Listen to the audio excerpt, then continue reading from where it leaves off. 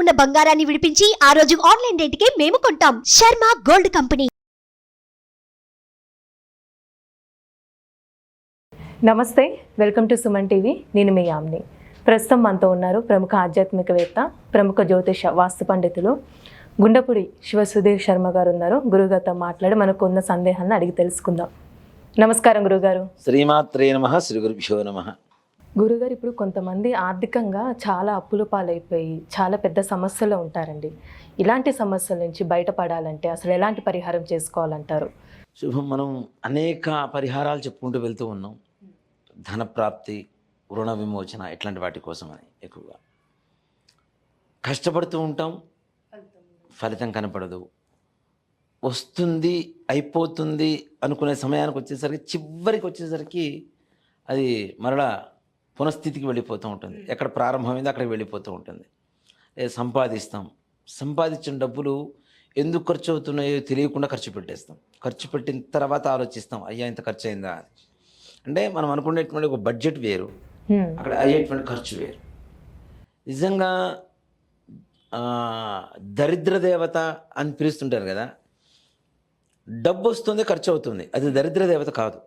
అది నిలుపుకోలేకపోవడం అనేది మన చేతుల్లో ఉంటుంది. దేవతా శక్తులు నువ్వు పూజ చేసావు, నీ గ్రహాలు అనుకూలంగా ఉన్నాయి, డబ్బులు వచ్చినాయి చక్కగా, వాటిని ఎక్కువ ఖర్చు పెట్టాలా తక్కువ ఖర్చు పెట్టాలా అనేది నీ మనసుకి, నీ మైండ్కి సంబంధించినటువంటి విధానం. ఒక బడ్జెట్ అనుకున్న తర్వాత పక్క వాళ్ళు రెచ్చగొడితే రెచ్చిపోవడం. ఇప్పుడు పులిని చూసి నక్క వాతలు పెట్టుకుందని ఒక సామెత ఉంటుంది. పక్కవాడు ఇప్పుడు 100 కోట్లు ఉన్నవాడు ఒక రకంగా ఒక ఫంక్షన్ చేస్తాడు, పండగ ఒక రకంగా చేసుకుంటాడు, మంచి బట్టలు వేసుకుంటాడు, వాడికి ఉండేటువంటి కళ్ళజోళ్ళు కావచ్చు, ఉంగరాలు కావచ్చు, బొంగరాలు కావచ్చు, వాడే కార్లు కావచ్చు, బైకులు కావచ్చు, వాడికి ఉండేటువంటి స్థితిని బట్టి వాడు వాడుతున్నాడు. నువ్వు ఉద్యోగం చేసే దాంట్లోనేమో వ్యాపారం ఉద్యోగం 50,000లో చేస్తావు. కుటుంబం గడవాలి, ఇంటి రెంట్లు కట్టుకోవాలి, సరుకులు తెచ్చుకోవాలి, అన్ని పిల్లలకి బట్టలు చూసుకోవాలి, చదువులు చూసుకోవాలి. వాడితో పాటు సమానంగా వాడు 4 లక్షలు పెట్టి బండి కొంటే మనం కూడా 4 లక్షలు పెట్టి బండి కొనాలి. బండి ఇంధనం అనేది ఏంటి? మనకి ఒక చోట నుంచి ఒక చోటకి ప్రయాణం చేసేటువంటి ఒక వస్తువు. సుఖంగా ప్రయాణం చేయడానికి, తొందరగా ప్రయాణం చేయడానికి. ఇప్పుడు నిజంగా మాట చెప్పండి, ఎన్ని లక్షలు కోట్లు పెట్టి బండ్లు కొన్నా ప్రమాదాలు జరిగేటువంటి పరిస్థితి ఉంటే అవి కూడా తప్పించలేవు. అవునా? ఇప్పుడు నిజంగా మనం చూసినటువంటి ప్రమాదాలు అతి ఎక్కువగా జరిగినటువంటి బండ్లు, వెహికల్స్ ఏవైతే ఉన్నాయో, ఎక్కువ కాస్ట్లీ కార్లు, కాస్ట్లీ బైక్సే. అవి ఉంటే ఇక్కడ ఉండరు కదా, భూమి మీద తేలరు, ఆకాశంలో తేలుతుంటారు. రోడ్డు మీద పోతున్నా కూడా ఓవర్ ఫాస్ట్, దానికి ఒక లిమిట్ ఉండదు, దానికి కట్స్ కొడుతూ ఏదో ఒక, అంటే ఆనందం కావచ్చు, ఉత్సాహం కావచ్చు, దాంట్లోనే ప్రమాదాలు జరిగేటువంటి అవకాశం. ఇట్లా మనకు ఉండేటువంటి సంపాదనను బట్టి మనకు ఉండేటువంటి ఖర్చు కూడా పెట్టుకోవాలి. చాప ఎంత ఉంటే కాళ్ళు అంత మడుచుకోవాలని శాస్త్రం చెప్తాను. అంతేగాని సంపాదన ఇంత పెట్టుకొని ఇంత ఖర్చు పెట్టుకుంటాను, ఇంత డాంభికం చూపించుకుంటాను అంటే కష్టం. డాంభికం చూపించడానికి కూడా అప్పులు చేసి డబ్బులు చాటలేదంటే దానికి ఎవరేం చేస్తారు? ఏ దేవత కూడా చేయదు కదా, ఎవరు హర్షించరు కూడా. నువ్వు ఫంక్షన్కి చిన్నగా చేసేవాడు కాదన్నాడు, నువ్వు 10 లక్షలు ఖర్చు పెట్టి చేసావు, ఇప్పుడు అనుభవిస్తున్నావు దేనికి? అంత ఆ ఫంక్షన్లో ఒకటికి పొద్దు నుంచి రాత్రి వరకు 10 సార్లు తిన్నవాడే చెప్తాడు ఇదే మాట. ఖర్చు మొత్తం అయిపోయిన తర్వాత డబ్బులు లేవో ఉంటాయి. ముఖ్యంగా మనం వాటిని నియంత్రించుకుంటూ ఉండాలి, ఖర్చును నియంత్రించుకోవాలి. అలాగే నిజంగా కష్టపడేటువంటి వాళ్ళకి లక్ష్మీదేవి నిలవటలేదు, రావట్లేదు, డబ్బు సంపాదన చాలట్లేదు, సంతానం ఎక్కువైపోయింది, పిల్లల చదువులు పెరిగిపోతున్నాయి, వీటన్నిటి కూడా కావాల్సినటువంటి ధనం కూడా చాలా అవసరం. చాలా చాలా అంటే ఇప్పుడు చదువుకునేటువంటి పూర్వకాలంలో గవర్నమెంట్ స్కూల్లో వేస్తే పిల్లలు చదువుకునేవాడు. ఇప్పుడు అలా లేదు. సంవత్సరం మొత్తానికి నాకు తెలిసైతే నేను 7th క్లాస్ వరకు గవర్నమెంట్ స్కూల్లో చదువుకున్నాను. 7th క్లాస్ వరకు మా అమ్మ మా నాన్న నాకు మహా అయితే ఒక 1000 రూపాయలు ఖర్చు పెట్టుంటారేమో. ఇప్పుడు ఎల్కేజీకి బ్యాగ్ కొనడానికి 1500, యూకేజీకి లక్షల్లో. అది నేను చెప్తుంది 1500, 2000 రూపాయల బ్యాగ్ కూడా ఒక మిడిల్ క్లాస్ స్కూల్స్, చిన్న చిన్న స్కూల్స్. ఇంకా హైఫైకి వెళ్ళిపోతే ఫీజులే లక్షలు, వాళ్ళు ఇచ్చిన పుస్తకాలే చదువుకోవాలి, వాళ్ళ మెయింటెనెన్స్, వాళ్ళని డ్రాప్ చేసి రావాలి, పికప్ చేసుకోవాలి, వెహికల్స్, బస్సులు. పూర్వకాలంలో అంటే ఫస్ట్ క్లాసు, అప్పట్లో యూకేజీ ఎల్కేజీలు తక్కువ. ఫస్ట్ క్లాసు కుర్రవాడిని స్కూలు దాకా తీసుకెళ్ళి దింపిన తల్లిదండ్రులు అతి తక్కువ మంది ఉంటారు. వాడు మొండికేస్తే తప్పితే వాడిని వదిలిపెడితే ఫ్రెండ్స్ని కలిపితే వాడే నవ్వుకుంటూ హాయిగా చిన్న బ్యాగ్ మోసుకుంటూ స్కూల్ దాకా వెళ్ళిపోయి చదువుకొని పరిగెత్తుకుంటూ ఇంటికి వచ్చేసేవాడు స్కూల్ అయిపోయిన తర్వాత. ఇప్పుడు దింపడానికి బస్సులు కావాలి, కార్లు కావాలి, బైక్స్ కావాలి, ఇవన్నీ కూడా అంటే ఫెసిలిటీస్ కావాల్సి వస్తుంది, పెరుగుతున్నాయి, ఖర్చులు పెరుగుతున్నాయి, ఆదాయం అంతంత మాత్రానే ఉంటుంది. ఆదాయం ఎంత వచ్చినా నిలబెట్టలేదు, రావాల్సినటువంటి ఆదాయం రావట్లేదు, వీళ్ళు పడుతున్నటువంటి కష్టానికి ఎక్కడ కూడా గుర్తింపు దొరకట్లేదు. ఇలాంటి వాళ్ళందరికీ లక్ష్మీదేవి అనుగ్రహం కలిగితే, నిజంగా లక్ష్మీదేవి స్థిరంగా ఇంట్లో ఉండగలిగితే ఎవరికి ఏ రకమైనటువంటి సమస్య ఉండదు.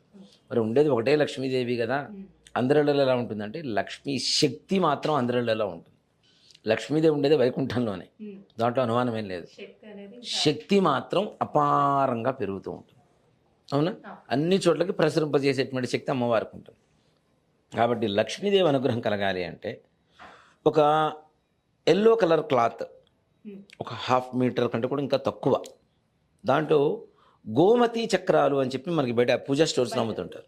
ఆ గోమతి చక్రాలు కూడా కొన్ని రకాలు ఉంటాయి కదండి. బ్రౌనిష్ పైన బ్రౌనిష్ కలర్ ఉంటుంది, light yellow and brown mixed కలర్లో ఉంటుంది. అలాంటివి ఒక 5. అలాగే లక్ష్మీ గవ్వలు అని చెప్పి బయట అమ్ముతుంటారు, అవే పూజా స్టోర్స్లో అమ్ముతుంటారు. గవ్వలు వేరు, పూర్వకాలంలో గవ్వల ఆట ఆడేవాళ్ళు, అంటే పెద్దవి కాకుండా ఇవి కూడా same yellow and brown mixed కలర్లో ఉంటాయి. అలాంటివి ఒక 5 తీసుకోండి. ఒక బుధవారం రోజున కానీ, శుక్రవారం రోజున కానీ, గురువారం రోజున కానీ, దీంట్లో విశేషంగా చెప్పబడింది గురువారం రోజున.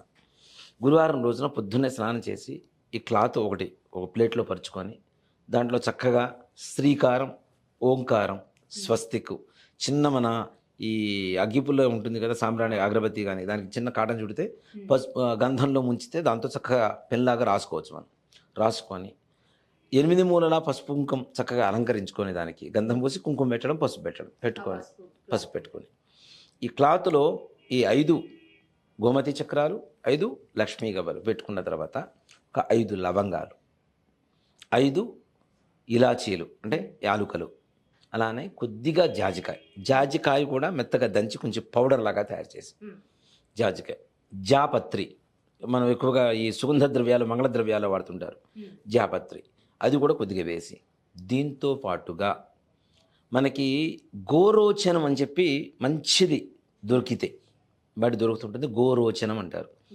గోరోచనం గోవు గర్భంలోంచి తీస్తారు దాన్ని, అది కూడా గోవు చనిపోయిన తరువాత తీసేటువంటి, బ్రతికున్నప్పుడు కాదు. గోగర్భంలోంచి కొద్దిగా కూడబెట్టుకుంటూ ఉంటుంది గర్భసంచిలో ఆ గర్భసంచిలో ఉండేటువంటి ఈ గోరోచనం అనేటువంటి దాన్ని చాలామంది కూడా ఎవరికైనా కొంచెం ఎక్కువగా అధికారం చలాయిస్తున్న వీడు గోరోచనం ఎక్కువైంది అంటుంటారు. అంటే గోరోచనం అనేది అంత విలువైనటువంటిది. ఓ మాట చెప్పాలంటే ఆ గోరోచనం కొద్దిగా ఒక గ్రాము చాలు. 1 గ్రాము కొనాలంటే చాలా కాస్ట్ ఉంటుంది, మంచిది అంటే ఎక్కువ రేట్ ఉంటుంది. ఇది అవకాశం ఉన్న వాళ్ళు తెచ్చుకోవచ్చు, లేదు ఏది దొరికితే ఇది మనకి షాపులో దొరికేటువంటిది తెచ్చుకొని. అంటే బేసిక్గా ఎలా ఉంటుందండి అది? ఎల్లో కలర్లో పటిక టైప్లో ఉంటుందంట. పటిక కాదమ్మా, ఎల్లో చిన్న మనం పసుపు ముద్ద కడితే ఎలా ఉంటుంది, ఎండిపోతే జస్ట్ ఇట్లా అంటే మొత్తం పొడైపోతుంది.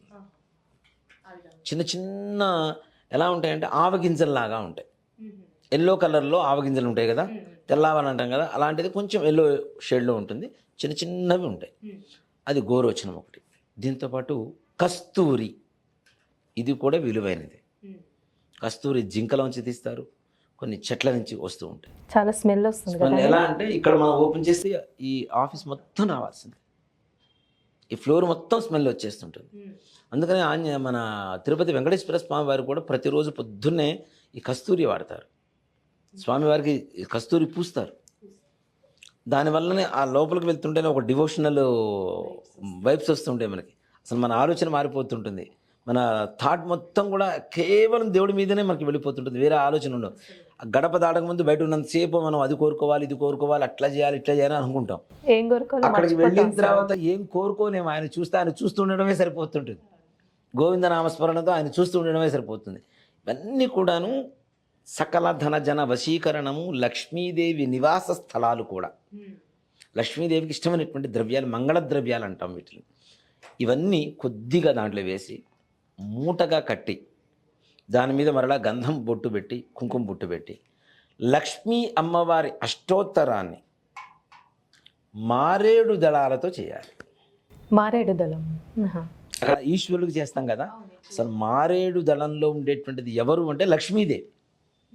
అందుకనే మారేడు పండుని శ్రీఫలం అని చెప్పి పిలుస్తుంటాం మనం. మారేడు కాయ ఉంటుంది కదా, దాన్ని శ్రీఫలం అని చెప్పి పిలుస్తుంటారు. శ్రీ అంటే ఎవరు? లక్ష్మీదేవి కదా. కాబట్టి మారేడు దళాలతో అమ్మవారికి ఆ మూటకి అష్టోత్తరం పూజ చేస్తే, లక్ష్మీ అష్టోత్తరం పూజ చేసి ధూపం వేసి, అవకాశం ఉంటే చక్కగా ఈ పాయసం, బెల్లంతో తయారు చేసిన పాయసం నివేదన పెట్టేసి ఆ రోజు రాత్రంతా అక్కడే ఉంచేసుకొని గురువారం పూజ చేస్తాం. శుక్రవారం పొద్దున్నే తీసుకెళ్ళి బీరువా ఏదైతే మనం డబ్బులు పెట్టుకుంటామో అక్కడ పెట్టండి. నిత్యం ఒక్కసారి ఆ బీరువా ఓపెన్ చేసి సాంబ్రాణి పొగ అట్లా చూపించేసి రండి. దాని మరలా మిగిలిన పూజలు ఇవన్నీ ఏమీ అక్కర్లేదు. జస్ట్ సాంబ్రాణి ధూపం. ఆ మూట మీ ఇంట్లో ఉన్నంత కాలం అలాంటి మూటలు బంగారం కట్టడం ఖాయం, తప్పనిసరిగా. లక్ష్మీదేవి మనం డబ్బులు పెట్టే చోట ఇవన్నీ పెట్టడం ద్వారా తప్పనిసరిగా లక్ష్మీదేవి ఆకర్షితులై అక్కడే స్థిరమాసం ఉండిపోయి, చెప్తున్నా కదా, బంగారు మూటలు కట్టుకోవడం అనేది మాత్రం ఖచ్చితంగా. అంటే మేము పెట్టేసాం 20 రోజులైంది 10 రోజులైంది మాకు ఇంకా రాలేదు అంటే కాదు, మనం పడే కష్టం పడుతూ ఉండాలి. కష్టపడ్డ ఫలితం లేనటువంటి వాళ్ళకి మనం ముఖ్యంగా ఇది చెబుతున్నాం ఇందాక నుంచి కదా. సో మన కష్టం మనం చేస్తూనే ఉండాలి. అలానే అమ్మవారిని నమ్మితే మాత్రం తప్పనిసరిగా విశేషమైనటువంటి ధనయోగం, సువర్ణయోగం.